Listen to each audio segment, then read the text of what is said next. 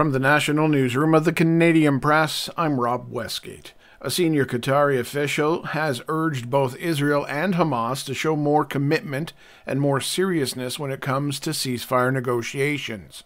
In a pair of interviews with Israeli media, Majed al-Ansari, a spokesperson for Qatar's foreign ministry, expressed disappointment in both sides.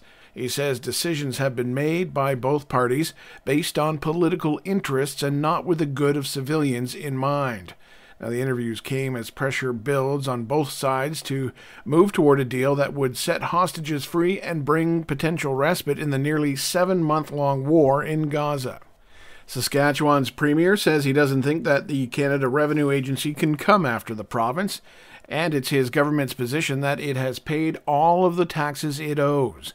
Scott Moe was responding to comments Prime Minister Justin Trudeau made regarding the Premier's pledge that his province will not send Ottawa the money it collects from the federal carbon price on natural gas. The PM on Wednesday warned that the CRA is, quote, very, very good at getting the money it's owed. Workplaces across Canada are expected to recognize workers who lost their lives or suffered life-altering injuries on the job today. April 28th is the National Day of Mourning, and Danny Kavanagh, the president of the Nova Scotia Federation of Labour, says a ceremony planned for outside the Nova Scotia legislature will help underline the importance of safety in the workplace. The website of the Canadian Centre for Occupational Health and Safety is also asking people to pause, reflect, and remember. South of the border, there were many laughs, but also a little dark humor and some seriousness last night at the annual White House Correspondents' Dinner in Washington. President Biden joked about himself and Donald Trump, but also saying of the previous chief, there are some who call you the enemy of the people. And you literally risk your lives doing your job. Featured comedian SNL Weekend Update co-anchor Colin Jost. I am honored to be here hosting what is, according to swing state polls, the final White House Correspondents' Dinner. A hopeful toast to an America where freedom and democracy endure. God bless America. Chuck Sievertson, ABC News. And finally, overseas, Dubai International Airport, the world's busiest for international travel, will be moving.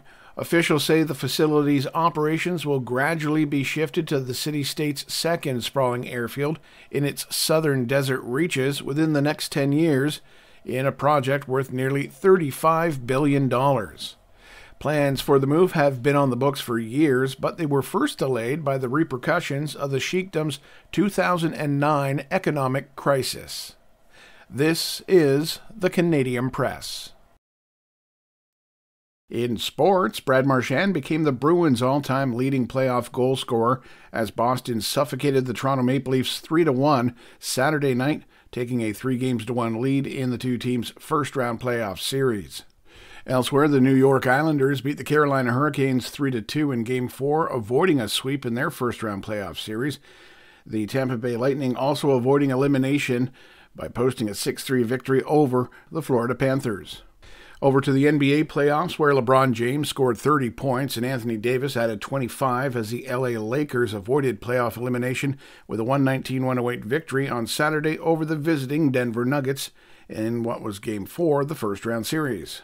Elsewhere, Shai Gilgeous-Alexander of Hamilton, Ontario, scored 24 points as the Oklahoma City Thunder beat the New Orleans Pelicans 106-85 to take a 3-0 lead in their first-round best-of-7 series. From the Canadian Press, I'm Rob Westgate. Thanks for listening. Don't forget to follow and subscribe.